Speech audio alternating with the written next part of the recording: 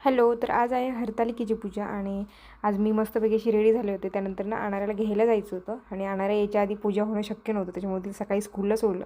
त्यानंतर माझ्या सगळ्या गोष्टी आवरल्या आणि त्यानंतर मी तयार होऊन आणाऱ्याला स्कूलला घ्यायला गेले होते.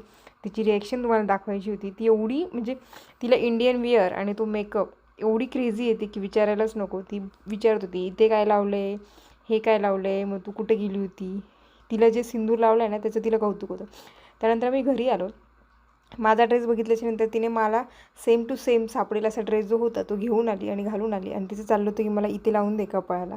त्यानंतर मी इकडे पूजेची तयारी करत होते. माझ्याकडे वाळू तर नव्हती, पण माझ्याकडे जी लास्ट टू लास्ट इयरचा गणपती आम्ही बुडवला होता, त्या गणपतीची माती होती. त्या मातीपासून मी महादेवाची पिंड वगैरे बनवून घेतली आणि जेव्हा आणाऱ्याला जाणार होते घ्यायला तेव्हाच मी सगळ्या गोष्टी घेऊन आले होते, फुलं आणि पानं वगैरे.